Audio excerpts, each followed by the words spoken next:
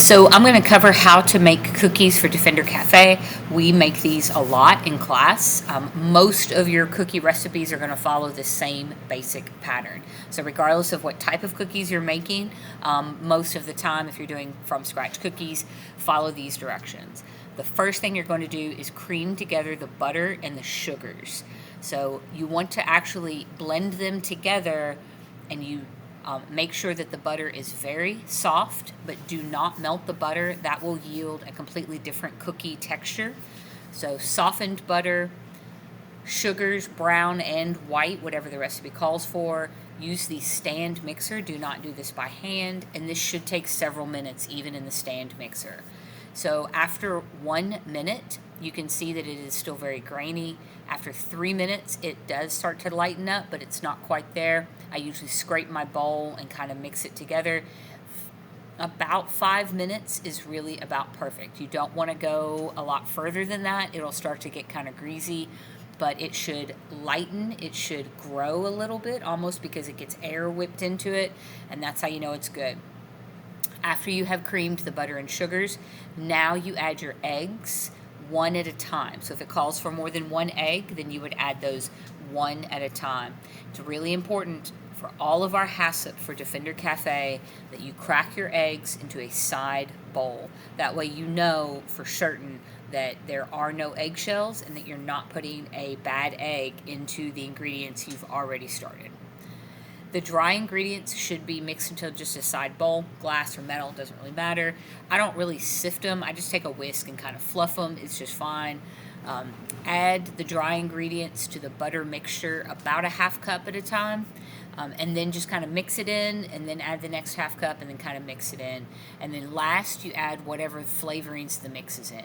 It's really important that you either weigh or you accurately measure the flour, because too much flour or too little flour is really going to change the structure of the cookie, and that's going to make it either dry and crumbly, or it's not going to hold up enough, and then you end up with just a big butter sugar mess all over the pan that is not edible or servable.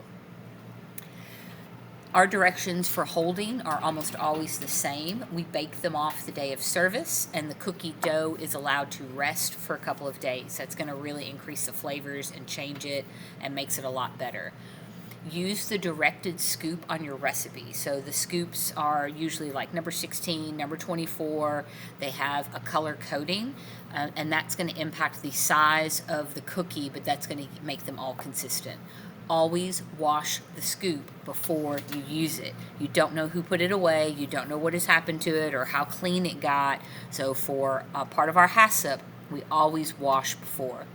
So you want to take one of the big sheet pans and line it with parchment paper. Notice here that I have some parchment paper kind of hanging over the edge. We are not going to bake it on that pan. We are just storing it on that pan. A lot of times I'll go ahead and put 2 pieces of parchment paper out, and then I will use those for the baking process after the fact. This is to keep the cookies from sticking to the pan. It's not the end of the world if you put them directly on the sheet. You can do it this way, and I use the parchment to bake them, and it works out. So make sure you scoop them, and you can actually scoop them really close together, like they can be touching, because they're not going to bake on that, and they're not going to spread in the refrigerator. They're just chilling. Make sure you wrap it really well. These are not wrapped as well as I would like for them to be, so wrap it really well, and then it goes into the commercial refrigerator, which holds it has the sheet pan rack.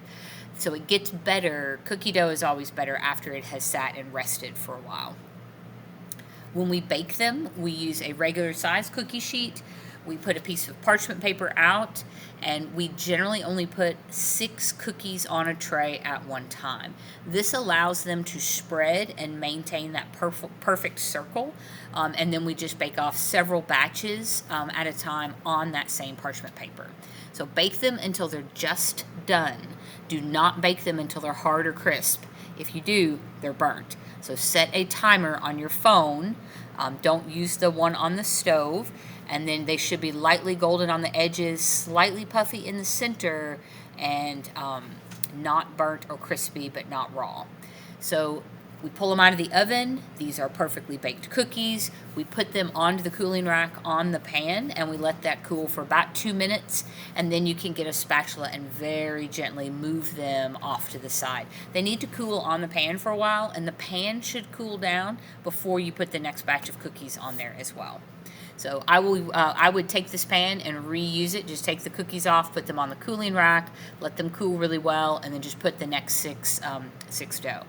After they are very cool, particularly if they have chocolate chips or any kind of candy add-in, because they'll stick together in the bag. So we usually serve them, typically 3 is a serving for our Defender Cafe dessert. And so we have fun little bags or little paper bags. Paper bags work really good. It helps keep them from getting stale, but they lets them breathe a little bit. Do not ever put them in a bag warm, because they'll steam out and then they get soggy and then the bag gets greasy, and that's no good for anybody. So let them cool, put them in the bag. These are ready to eat food items, and every time you handle something that has already been cooked, you need to have gloves on. We also use tongs and a spatula, even with gloves on. Still don't ever touch them really with your hands. And then that is it.